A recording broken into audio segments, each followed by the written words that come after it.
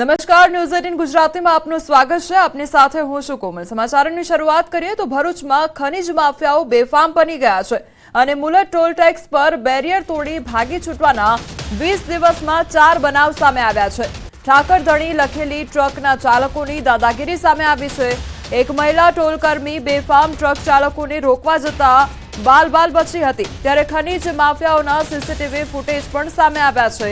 Ankleshwar B division police સ્ટેશનમાં સદોષ માનવવધના પ્રયાસનો ગુનો પણ દાખલ કરવામાં આવ્યો છે, તો 4 ટ્રક ચાલકો સામે ગુનો નોંધવામાં આવ્યો છે। તો ટ્રક ચાલકોની દાદાગીરી સામે આવી છે અને તે અંગેના સીસીટીવી ફૂટેજ પણ સામે આવ્યા છે। ટોલ ટેક્સ ભરવો ન પડે તે માટે બેરિયર તોડીને ત્યાંથી પસાર થતા હોય છે અને ત્યાંના જે કર્મચારીઓ છે તેમના જીવ પણ જોખમાઈ રહ્યા છે, ત્યારે 20 દિવસમાં આ ચોથો બનાવ સામે આવ્યો છે।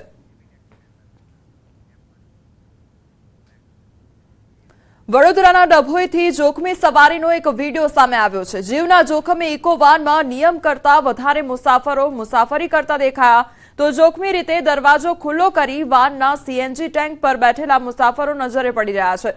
Dabhoi statue of unity road પર જોખમી સવારીનો આ વિડીયો રાહદારીઓએ કેમેરામાં કેદ કર્યો છે। નોંધનીય છે કે વિડીયો વાયરલ થતા ટ્રાફિક પોલીસની કામગીરી પર સવાલ ઉઠી રહ્યા છે, તો લોકોના કહેવા મુજબ પોલીસ પ્રશાસનની નજર સામે ચાલતી આવી જોખમી સવારી મોટી દુર્ઘટના સર્જી શકે છે।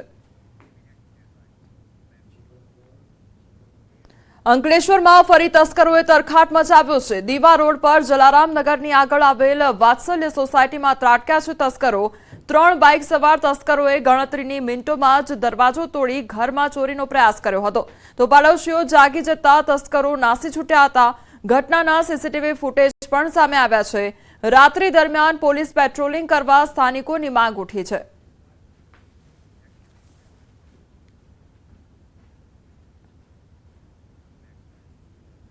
દ્વારકામાં રખડતા ઢોરનો ત્રાસ વધી રહ્યો છે। એમજી રોડ પર આખલાઓ રોડને બાનમાં લઈ રહ્યા છે, તો જાહેર રોડ પર 2 આખલાના યુદ્ધથી દર્શન કરવા આવતા યાત્રિકોના શ્વાસ અદ્ધર ચડ્યા છે। આખલા યુદ્ધથી 2 થી 3 જે ટુ વ્હીલર વાહનો છે તેમને પણ નુકસાન સર્જાયું છે, જે બાદ ધોકા વડે આખલાઓને છૂટા પાડવાના પ્રયાસ પણ કરવામાં આવ્યો હતો। યાત્રાધામમાં આખલાઓની અડફેટે અનેક લોકોના ઘાયલ થઈ ચૂક્યા છે અને આ સમસ્યાના કાયમી ઉકેલથી સ્થાનિકો દ્વારા માંગ પણ કરવામાં આવી રહી છે। બનાસકાંઠાના ભાભરમાં હાઈવે પર થયેલા 2 જૂથો વચ્ચે ધીંગાણુના આરોપીનું પોલીસે રિકન્સ્ટ્રક્શન કર્યું છે। ભાભરમાં જાહેરમાં મારામારી કરી હાઈવે બાનમાં લેવામાં આવ્યો હતો અને કાયદાના લીરે લીરા ઉડાવ્યા હતા, તો લોકોમાં ભય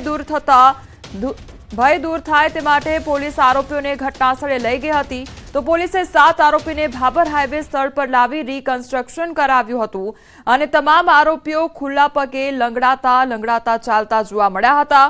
તો ભાભરમાં મોટી સંખ્યામાં પોલીસ કાફલો પણ ગોઠવી દેવામાં આવ્યો છે અને આખી ઘટનાનું રિકન્સ્ટ્રક્શન કરવામાં આવ્યું હતું અને કોઈપણ પ્રકારનો સામાન્ય પ્રજામાં ડર ન સતાવે તેને લઈને પણ આ રિકન્સ્ટ્રક્શન કરવામાં આવ્યું હતું।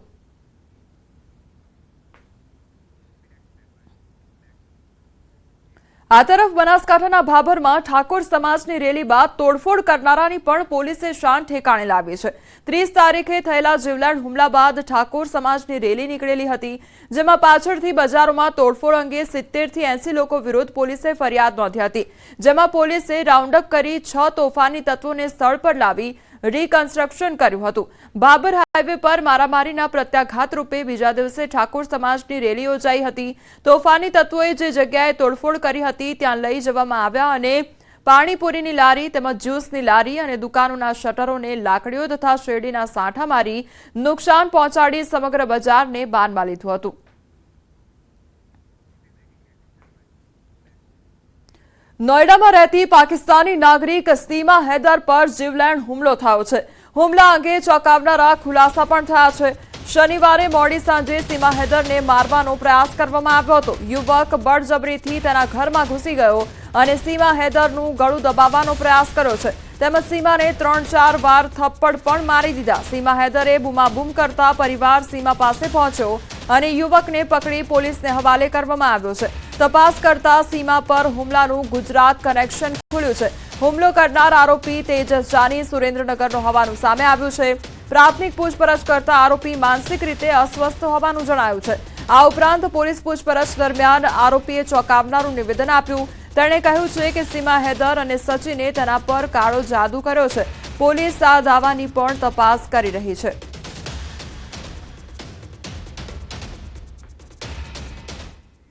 સુરત કોર્ટનો વધુ એક મહત્વનો ચુકાદો સામે આવ્યો છે। દુષ્કર્મના આરોપીને 20 વર્ષની સજા ફટકારી છે। કોર્ટે માત્ર 10 મહિનામાં ચુકાદો આપી દીધો છે। ત્યારે સચિન જીઆઈડીસી વિસ્તારમાં 14 વર્ષની કિશોરીને ગર્ભવતી બનાવી હતી। કિશોરીએ બાળકીને જન્મ પણ આપ્યો હતો। કોર્ટે કિશોરીના પરિવારને 3.5 લાખનું વળતર આપવા આદેશ કર્યો હતો। આરોપી અંશુસિંહ ચૌહાણે સગીરાને પ્રેમજાળમાં ફસાવી બળાત્કાર ગુજાર્યો હતો। બાદમાં કિશોરીનું અપહરણ કરી પોતાના વતન યુપી પણ લઈ ગયો હતો। વલસાડમાં નીટની પરીક્ષા દરમિયાન વિદ્યાર્થીનીની તબિયત લથડી અને પોલિટેકનિક કોલેજ ખાતે પરીક્ષા આપવા આવેલી વિદ્યાર્થીનીની તબિયત લથડી ગઈ હતી।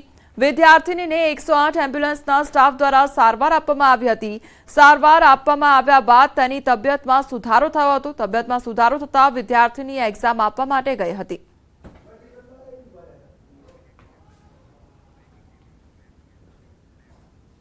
રાજકોટ વાસીઓ બહારથી મિનરલ વોટર ખરીદતા પહેલા હવે સાવધાન થઈ જજો। 49 પાણીના વિક્રેતાઓના સેમ્પલ ફેલ થયા છે। બેવડી ઋતુમાં વધતા રોગચાળા વચ્ચે રાજકોટ આરોગ્ય વિભાગ એક્શનમાં આવ્યું છે। આરોગ્ય વિભાગ દ્વારા 49 પાણીના વિક્રેતાઓને ત્યાંથી સેમ્પલ લેવામાં આવ્યા, જેમાં 49માંથી 44 સેમ્પલ ફેલ થયા છે। 39 સ્થળ પર પાણીના સેમ્પલમાં બેક્ટેરિયા વધુ નોંધાતા વેચાણ બંધ કરવા આદેશ કરવામાં આવ્યો છે।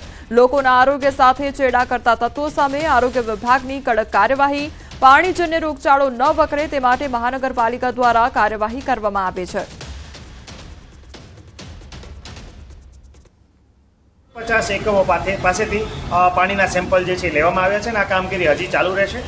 આ સેમ્પલ લઈને પીડીયુ મેડિકલ કોલેજ ખાતે જે છે માઇક્રોબાયોલોજી ડિપાર્ટમેન્ટ ખાતે મોકલવામાં આવ્યા હતા અને એમપીએન કાઉન્ટ અને કોલિફોર્મ કાઉન્ટ જે છે આ બેડને ટેસ્ટ કરવામાં આવતા 39 એકમોમાં બેક્ટેરિયાની હાજરી છે એ ખૂબ નિયત માત્રા કરતાં વધારે જોવા મળી હતી અને અનસેટિસ્ફેક્ટરી રિઝલ્ટ આવ્યા હતા। 5માં ઇન્ટરમીડિયેટ કાઉન્ટ જોવા મળ્યા છે અને 5 જે છે નમૂનામાં સેટિસ્ફેક્ટરી આપણને રિઝલ્ટ મળેલા હતા। રાજકોટ શહેરમાં મહાનગરપાલિકાના આરોગ્ય વિભાગ દ્વારા ટોટલ 49 જેટલા પાણીના વિક્રેતાઓને ત્યાંથી ચેકિંગ હાથ ધરાયું હતું। સેમ્પલ લેવાયા હતા। આ સેમ્પલમાંથી કહી શકાય કે 39 જેટલા સેમ્પલ એવા છે કે જે ફેલ થયા છે। ત્યાં આરોગ્ય વિભાગના આવ્યા હતા ચેકિંગ માટે, પાણીનો સેમ્પલ લઈ ગયા હતા અને કોઈ સામાન્ય બેક્ટેરિયા આવ્યા હોય તો અમે એની માટે જે કાંઈ સાફસૂફ કરવાનું એ કરાવી નાખી છીએ અને હું દર 3 મહિને તો બધું રિપીટ સાફસૂફ કરું છું, પણ હવે 10-15 દિવસ વધી મહિનાના દિવસમાં રિપીટ સાફસૂફ કાયમ માટે રાખીશ। જોઈ શકો છો કે અહીં કેટલી ધૂળ છે, કેટલું આ ગંદી વિસ્તાર છે। એટલું જ નહીં, આ જે છે ખૂબ જ કહી શકાય કે એકદમ અહીં સેવાળ છે, અહીંયા ધૂળ જમાયેલી છે। એટલું જ નહીં, આ પ્લાન છે, પ્લાનની ઉપર પણ કહી શકાય કે એક ધૂળનો થર જોવા મળી રહ્યો છે। આ ધૂળ, આટલી ધૂળ છે તે જોવા મળી રહી છે। આ જે પાણી છે તે જે કેરબામાં જતું હોય તેના આપને દ્રશ્યો બતાવવા માંગીશ કે આ કેવી સ્થિતિમાં છે। લોકો છે, લોકોના ઘર સુધી છે તે આ પાણી પહોંચતું હોય છે અને લોકો બીમાર પડતા હોય છે। બાવા પણ જોવા મળી રહ્યા છે। અત્યંત ગંદકી ભરેલો આ વિસ્તાર જોવા મળી રહ્યો છે। સાફ સફાઈની ચોખ્ખો અભાવ જોવા મળતો હોય છે। ઉનાળામાં લોકો છે તે ક્યાંક ને ક્યાંક ઠંડુ પીવા પાણી આરોગતા હોય છે। અહીંના જે દ્રશ્યો છે આપ જોઈ શકો છો કે અહીંયા કોઈ જ જગ્યાએ ચોખ્ખાઈ જોવા નથી મળતી અને એના કારણે કહી શકાય કે જે છે એ લોકો બીમાર પડતા હોય છે। ત્યારે આરોગ્ય વિભાગ દ્વારા પણ હાલ સેમ્પલ લેવામાં આવ્યા છે અને આગામી સમયમાં કડક કાર્યવાહી પણ કરવામાં આવશે। હાર્દિક જોશી, ન્યૂઝ 18 ગુજરાતી, રાજકોટ। અમદાવાદના ઇન્દિરા બ્રિજ નીચેથી મૃતદેહ મળવાનો મામલો સામે આવ્યો છે। મૃતદેહ સિંગરવાના ગુમ યુવકનો હોવાનું ખુલ્યું છે। હાથ પગ બાંધેલી હાલતમાં કોથળામાંથી મળી આવ્યો છે મૃતદેહ। ત્યારે ગઈકાલે આ મૃતદેહ મળી આવ્યો હતો। આકાશ નામનો યુવાન ગુમ થતા ઓઢવમાં અરજી કરવામાં આવી હતી તો રિવરફ્રન્ટ પોલીસે હત્યાનો ગુનો નોંધી વધુ તપાસ હાથ ધરી છે।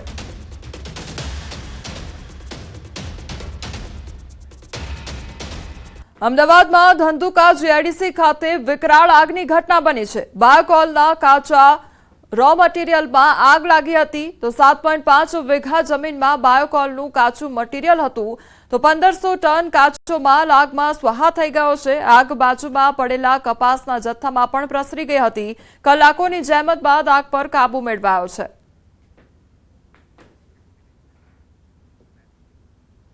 આજે વાત કરવી છે એક એવી શાળાની જે વિદ્યાર્થીઓને પુસ્તકની સાથે સાથે વ્યવસાયિક કૌશલ્ય પણ શીખવાડે છે। આ શાળાનો વિદ્યાર્થી પોતે માલ બનાવે, વેચે અને કમાણી પણ કરે છે। શાળાનો આ ઉદ્યોગ સાહસિકતા કાર્યક્રમ કલામ યુથ સેન્ટર દ્વારા ચલાવવામાં આવી રહ્યો છે, જેમાં બાળકોને ટી-શર્ટ પ્રિન્ટિંગ અને લેઝર કટિંગ જેવી ટેકનિક સાથે કામ કરવાની તક મળે છે। બાળકો જાતે વસ્તુઓ ડિઝાઇન કરે છે અને બનાવે છે અને પછી તેને વેચે પણ છે। આ કાર્યક્રમનો મુખ્ય ઉદ્દેશ્ય 14 વર્ષથી ઓછી ઉંમરના બાળકોને આત્મનિર્ભર બનાવવાનો છે। આ રીતે ડોક્ટર કલામ ઇનોવેટિવ સ્કૂલે બાળકોને આત્મનિર્ભર બનાવ્યા છે તેમજ વાસ્તવિક દુનિયાના અનુભવો શીખવાડ્યા છે। भी स्कूल में ऐसी प्रवृत्ति नहीं होती।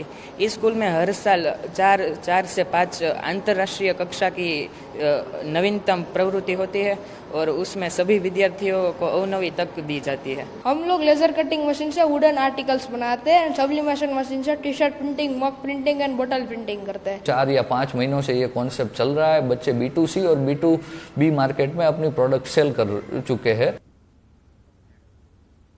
સુરેન્દ્રનગરના લીંબડી તાલુકાના શિયાળી ગામને વિદ્યાર્થીએ એક અનોખી ઇલેક્ટ્રિક સાયકલ બનાવી છે। આ સાયકલ સંપૂર્ણ ઇલેક્ટ્રિક છે અને સોલાર વડે ચાલે છે, જેનાથી પેટ્રોલ ડીઝલની બચત થશે અને સાથે સાથે વાતાવરણને પણ પ્રદૂષિત થતું અટકાવી શકાય છે। અને ખાસ કરીને આ સાયકલ મધ્યમ વર્ગીય લોકોને પણ પોષાય તેમ છે। અંદાજે 3 થી 4 દિવસની મહેનત બાદ આ ઇલેક્ટ્રિક સોલાર સાયકલ બનાવવામાં આવી છે। આ સાયકલની ખાસ વિશેષતા એ છે કે આ સાયકલમાં લગાવેલ બેટરી સોલાર ડાયનેમા અને ઇલેક્ટ્રિક એમ 3 રીતે ચાર્જ થઈ શકે છે। કેન્દ્ર સરકારના સાયન્સ અને ટેકનોલોજી વિભાગ દ્વારા દર વર્ષે ઇન્સ્પાયર એવોર્ડ માટે શાળાના વિદ્યાર્થીઓ દ્વારા બનાવેલું કૃતિઓનું રજીસ્ટ્રેશન કરવામાં આવતું હોય છે, જેમાં આ ઇલેક્ટ્રિક સોલાર સાયકલની કૃતિ રાજ્ય કક્ષાએ પસંદગી પામી છે, જેથી વિદ્યાર્થીનીને સરકાર દ્વારા ₹10,000નું ઇનામ પણ આપવામાં આવ્યું છે।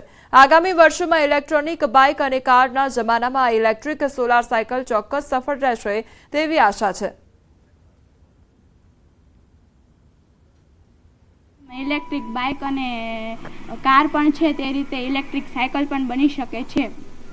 તેમાં ખર્ચો પણ ઓછો થાય છે અને શારીરિક શ્રમ કે પર્યાવરણની અને પેટ્રોલિયમની બચત પણ થાય છે। આ મોડલ બનાવવા માટે અમને 2 થી 3 દિવસ લાગ્યા હતા અને આ મોડલ બનાવવામાં 3 થી 4,000નો ખર્ચો થયો હતો। આ સાયકલમાં જે બેટરી છે એ સોલાર દ્વારા, ડાયનેમા દ્વારા અને ઇલેક્ટ્રિક રીતે ત્રણેય રીતે ચાર્જિંગ થઈ શકે છે અને કદાચ ચાર્જિંગ ન હોય તો પેડલ દ્વારા પણ આ સાયકલ સોલારથી ચાલે છે। એટલે હાલના સમયમાં જે પેટ્રોલ, ડીઝલ જેવી વસ્તુનો બચાવ થઈ શકે છે અને ખૂબ સરળતાથી ઓછા ખર્ચે આ કૃતિ તૈયાર કરી શકાય। વડોદરા શહેરમાં ફરી એકવાર હિટ એન્ડ રનનો બનાવ બન્યો છે। ખિસકોલી સર્કલ પાસે મોડી રાતની આ ઘટના સામે આવી છે। ખાનગી ટ્રાવેલ્સના ચાલકે બાઇક સવારને અડફેટે લીધો હોવાની ઘટના બની છે। ટ્રાવેલ્સ ચાલકે રોંગ સાઈડ યુ-ટર્ન મારતા અકસ્માત સર્જાયો તો અકસ્માતની ઘટનાના સીસીટીવી ફૂટેજ પણ સામે આવ્યા છે। અકસ્માત બાદ બાઇક સવાર રોડ પર પછડાતો નજરે પડ્યો છે। ખાનગી ટ્રાવેલ્સનો ડ્રાઈવર અકસ્માત સર્જી બસ મૂકી ત્યાંથી ફરાર થઈ ગયો છે। બાઇક સવારનું સારવાર દરમિયાન મોત નીપજ્યું છે તો બાઇક સવાર યુવક મિકેનિકલ એન્જિનિયરિંગનો વિદ્યાર્થી હતો। અટલાદરા પોલીસે ગુનો નોંધી વધુ તપાસ હાથ ધરી છે। તો હિટ એન્ડ રનની આ ઘટના સામે આવી છે, જ્યાં જે ટ્રક ચાલક છે તે વાહન મૂકીને ત્યાંથી ફરાર થઈ ગયો છે તો બીજી તરફ જે બાઇક ચાલક છે તેની સારવાર દરમિયાન તેનું મોત નીપજ્યું છે। આ તરફ જે બાઇક ચાલક હતો તે વિદ્યાર્થી હતો અને તેનું સારવાર દરમિયાન મોત નીપજ્યું છે। તો હિટ એન્ડ રનની આ ઘટના વડોદરાનો આ સમગ્ર મામલો કે જ્યાં રાત્રિના સમયગાળા દરમિયાન હિટ એન્ડ રનની ઘટના સર્જાઈ હતી અને ખાનગી ટ્રાવેલ્સ ચાલકે બાઇક ચાલકને ટક્કર મારી હતી। સંવાદદાતા હાર્દિક અમારી સાથે જોડાઈ ગયા છે। હાર્દિક, હિટ એન્ડ રનની ઘટના, જે બાઇક ચાલક છે તેનું મોત નીપજ્યું છે, શું અપડેટ આખી ઘટનામાં? બિલકુલથી તમે કીધું પ્રમાણે કે આ જે યુવક છે મિકેનિકલ એન્જિનિયરિંગનો અભ્યાસ કરતો હતો અને આશાસ્પદ યુવક હતો, તેને પોતાનો જીવ ગુમાવવાનો વારો આવ્યો છે। અને ખિસકોલી સર્કલ વિસ્તારની વાત કરીએ તો ત્યાં ખાનગી ટ્રાવેલ સંચાલકોનો અડીંગો હોય છે। રોડની બંને તરફ તેઓ પોતાના આડેધડ વાહનો પાર્ક કરતા હોય છે અને એ રસ્તા પરથી તેઓ પસાર થતા હોય છે તો આ જ રીતે બેફામ જે છે તેઓ પસાર થતા હોય છે। ત્યારે એક ગફલતભરી સ્પીડના કારણે અને સ્પીડમાં વાહન જે છે તે રોંગ સાઈડ પર યુ ટર્ન લેવાના કારણે એક ટ્રાવેલ્સના જે ડ્રાઈવરે એક નિર્દોષ જે વિદ્યાર્થી છે તેનો ભોગ લઈ લીધો છે। આખી ઘટના છે તેના સીસીટીવી ફૂટેજ સામે આવ્યા છે. જ્યારે ઘટના બની ત્યારે યુવક જે છે તે બાઇક સાથે નીચે પટકાયો હતો અને તેને ગંભીર પ્રકારની ઈજાઓ જે છે તે પહોંચી હતી. ખાનગી હોસ્પિટલ નજીકમાં જ આવેલી છે, ત્યાં સારવાર માટે લઈ ગયા અને સારવાર દરમિયાન તેનું મોત જે છે તે નીપજ્યું હતું. જોતજોતામાં લોકો થોડા ભેગા થઈ ગયા, એના કારણે આ ટ્રાવેલ્સનો જે ચાલક છે તે બસ મૂકીને ત્યાંથી ફરાર થઈ ગયો હતો. ત્યારે સીસીટીવી જે હાર્દિક સમગ્ર માહિતી બદલ આપનો આભાર. સમાચારોમાં આગળ વધીએ તે પહેલા રોકાઈશું એક બ્રેક માટે.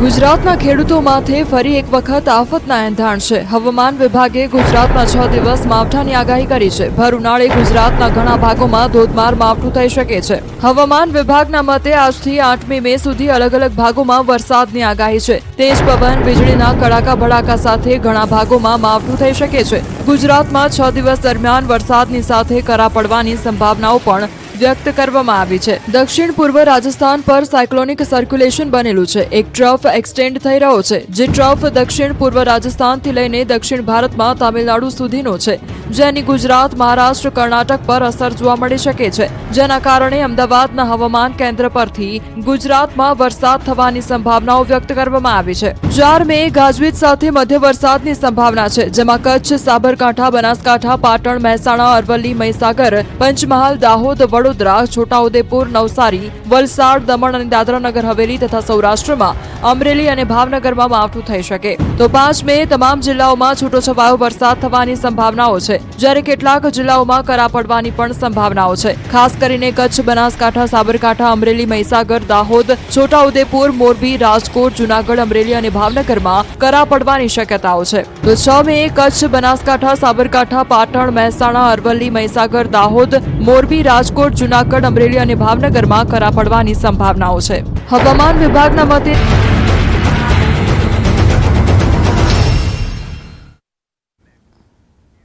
બ્રેક બાદ આપનું સ્વાગત છે અને સમાચારો પર નજર કરીએ તો દીકરીઓએ કમરમાં રિવોલ્વર રાખી બહાર ફરવું જોઈએ. સરદારધામમાં દીકરીઓને પોતાની સુરક્ષા માટે લાઠી અને તલવારની તાલીમ આપવામાં આવે છે. આ મોટું નિવેદન એક કાર્યક્રમમાં સરદારધામના પ્રમુખ ગગજી સુતરિયાએ આપ્યું છે. અમદાવાદમાં યુપીએસસી અને જીપીએસસીની પરીક્ષામાં પસંદગી પામેલા ઉમેદવારોનો સન્માન સમારોહ યોજાયો. શહેરના સરદારધામ ખાતે કાર્યક્રમનું આયોજન કરવામાં આવ્યું. આ કાર્યક્રમમાં પાટીદારના અગ્રણીઓ ઉપસ્થિત રહ્યા હતા. આ દરમિયાન દીકરીઓની સુરક્ષાને લઈ ગગજી સુતરિયાએ નિવેદન આપ્યું છે. ઇઝરાયલની જેમ એક વ્યક્તિ ભારતની અંદર એને ડિફેન્સની ટ્રેનિંગ આપવામાં આવે. એક વ્યક્તિ પોતાનું રક્ષણ અને દેશનું રક્ષણ કરવા માટે આપણી સમાજની નહીં સમગ્ર દેશની દીકરીઓ બહાર શોપિંગમાં જતી હોય તો એના કમરે રિવોલ્વર લટકતી હોય છે. સાહેબ, લશ્કરની તાલીમ આપવી જોઈએ. અહીંયા આપણી દીકરીઓને લાઠીની તાલીમ અને તલવાર તાલીમ આપવામાં આવે છે. આપ સૌની જાણકારી સ્વરક્ષણ માટે. ગગજી સુતરિયાના નિવેદનને લઈ સરદારધામના ઉપપ્રમુખ જસવંત પટેલે જણાવ્યું કે કોઈ પણ વ્યક્તિ, કોઈ સમાજ કે દેશના વ્યક્તિઓ સેલ્ફ ડિફેન્સની તાલીમ લે તેમાં ખોટું નથી. દરેક સમાજના દીકરા દીકરીને સ્વરક્ષા કરવાનો અધિકાર છે. હું ગગજી સુતરિયાના નિવેદન સાથે સહેમત છું. સરદારધામના પ્રમુખ ગગજી સુતરિયાએ એક નિવેદન આપ્યું છે કે મહિલાઓ અને ખાસ કરીને દીકરીઓએ કમરમાં રિવોલ્વર રાખીને ફરવું જોઈએ, કારણ કે આ રાષ્ટ્રહિત માટે છે. અનેક એવા રાજ્યો છે, અનેક એવા દેશો છે, દેશોની અંદર મહિલાઓને પણ તાલીમ આપવામાં આવે છે સુરક્ષા માટે. ત્યારે ભારતમાં પણ મહિલાઓ ખાસ કરીને રિવોલ્વર સાથે ફરે તેને લઈને વાત કરશું જસવંત પટેલ, સરદારધામના ઉપપ્રમુખ. જસવંતભાઈ, ખાસ કરીને આજે જે કાર્યક્રમ હતો સરદારધામ ખાતે યુપીએસસી અને જીપીએસસીના વિદ્યાર્થીઓને સન્માનિત કરવાનો, રાજ્યના મુખ્યમંત્રી પણ કાર્યક્રમમાં ઉપસ્થિત હતા. ત્યારે ગગજી સુતરિયા નિવેદન આપે છે કે ખરેખર રાષ્ટ્ર સુરક્ષા માટે મહિલાઓએ પણ, દીકરીઓએ પણ કમરમાં રિવોલ્વર રાખવી જોઈએ. આ નિવેદન કઈ રીતે જોશું, કારણ કે એ જરૂરિયાત હવે ઊભી થઈ છે, કારણ કે મહિલાઓ ફરતી હોય છે, બહાર જતું ક્યાંક ને ક્યાંક નુકસાન થતું હોય છે. ત્યારે આવી પ્રકારનું નિવેદન કઈ રીતે સરદારધામ જુએ છે? સરદારધામ એ મિશન 2026 અંતર્ગત પોતાના એક નિર્ધારિત કરેલા લક્ષ્યબિંદુઓ સાથે કામ કરી રહ્યું છે. કોઈપણ વ્યક્તિ અથવા તો કોઈપણ સમાજ અથવા તો દેશના વ્યક્તિઓ સેલ્ફ ડિફેન્સની તાલીમ મેળવે એમાં કશું ખોટું નથી.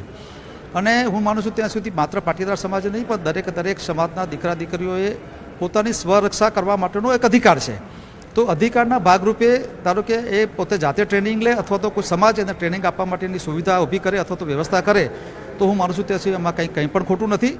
અને વર્તમાન સ્થિતિની અંદર ગમે અથવા તો ભવિષ્યની અંદર જ્યારે પણ કોઈપણ પ્રકારની એવી સ્થિતિનું નિર્માણ થાય તો એમાં પોતાનો સ્વબચાવ કરી શકે એવા શુભ આશયથી આ પ્રકારનું અમારા ગગજીભાઈ સુતરિયાજીએ જે સ્ટેટમેન્ટ આપેલું છે.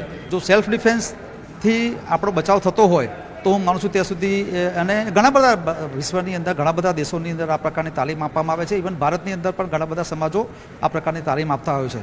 એટલે હું માનું છું ત્યાં સુધી આ તાલીમ આપવાથી આંતરિક સુરક્ષાની અંદર 100% એમાં સહકાર મળશે. ચોક્કસ આ હતા જસવંત પટેલ, જેઓ સદાધામના ઉપપ્રમુખ છે. તેઓ પણ માની રહ્યા છે કે ગગજી સુતરિયા જે નિવેદન આપ્યું છે એનો મુખ્ય ઉદ્દેશ એ છે કે લોકો સુરક્ષિત રહે, તેને લઈને જ આ પ્રકારનું નિવેદન તેઓ અહીં આપી રહ્યા છે.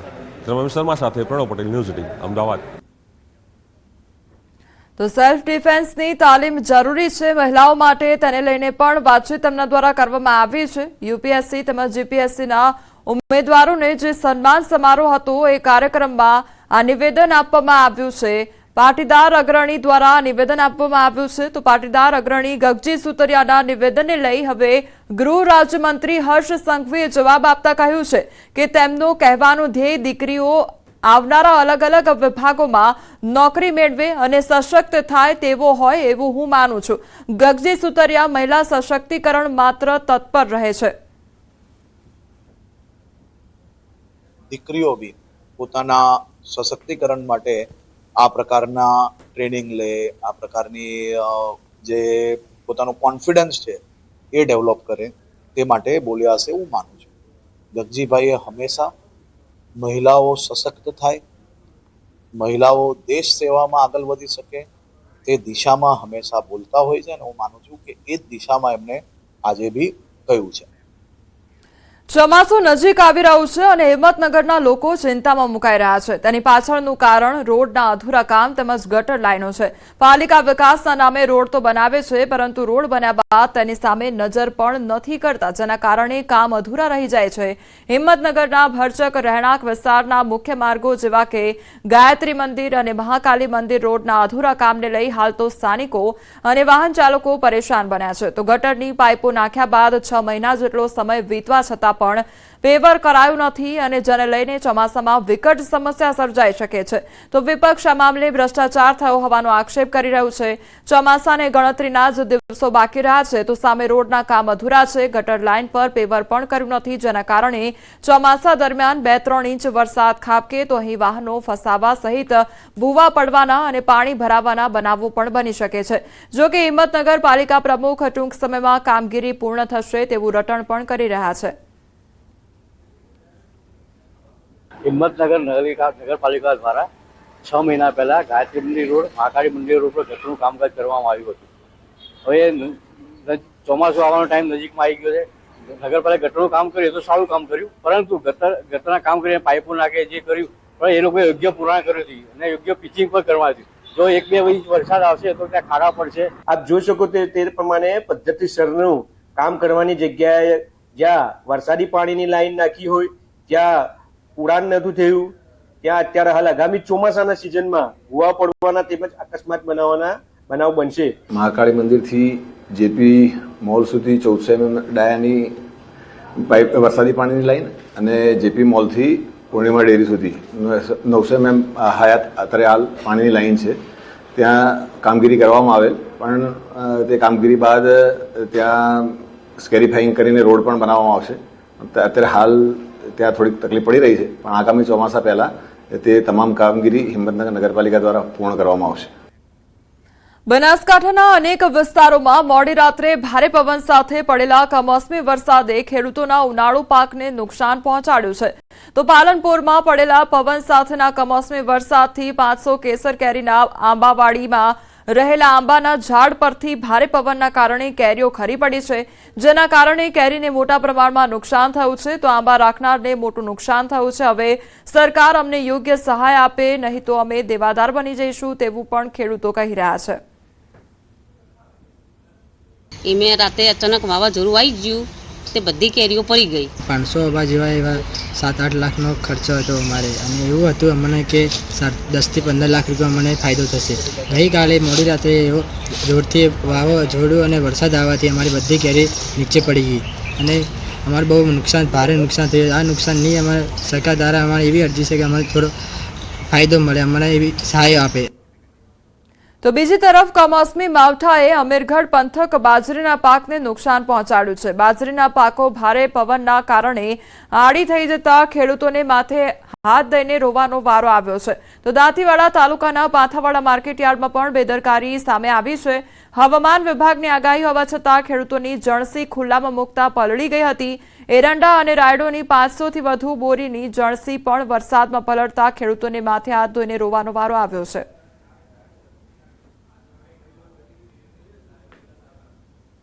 ભારે વરસાદ અને કરા સાથે વરસાદ પડ્યો, એના કારણે ખેતરના અંદર ઉભેલી બાજરી એક તો પહેલા પડી ગઈ અને પછી આ જે કરાને પડ્યા એના કારણે એના અંદર ભરપૂર નુકસાન થયું છે. તો ખેડૂતોને ભારે નુકસાન વેઠવાનો વારો આવ્યો છે. એક તરફ પૂરપાટ ઝડપે વરસાદ વરસવાને કારણે ખેડૂતોને હવે પાકમાં નુકસાની વેઠવાનો વારો આવ્યો છે. બનાસકાંઠામાં ધાનેરા તાલુકાના સરાલ ગામે ત્રિદિવસીય ચામુંડા માતાજીના મંદિરનો ભવ્ય પ્રાણ પ્રતિષ્ઠા મહોત્સવ યોજાયો. તો સરાલ ગામે પ્રાચીન શ્રી ચામુંડા માતાના મંદિરને નવું બનાવવામાં આવતા પ્રાણ પ્રતિષ્ઠા મહોત્સવ યોજવામાં આવ્યો. પ્રાણ પ્રતિષ્ઠા મહોત્સવમાં શોભાયાત્રાથી લઈને સંતવાણી અને ભજનના કાર્યક્રમો પણ યોજાયા. રાજકીય આગેવાનો, જિલ્લાના સંતો અને મહંતો સહિત હજારો લોકો ઉમટી પડ્યા. જંગલી પશુઓના ત્રાસથી કંટાળીને ખેડૂતો સુરણની ખેતી તરફ વળ્યા છે. પંચમહાલ જિલ્લાના કાલોલ પંથકમાં જંગલી પશુઓની ભારે રંજાડ હતી. જોકે હવે સુરણની ખેતી કરીને ખેડૂતો મબલખ કમાણી કરી રહ્યા છે. ખેડૂતોના મત પ્રમાણે સુરણની ખેતીમાં ખાતર, બિયારણ અને દવાનો ખર્ચ ઓછો થાય છે. આ ઉપરાંત પાકની ઉપજ જમીનમાં અંદર થતી હોવાથી જાળવણી અને સાચવણી માટે ઓછી તકલીફ પડે છે. સાથે જ આવક પણ સારી મળતી હોવાથી હવે ખેડૂતો આ તરફ વળ્યા છે.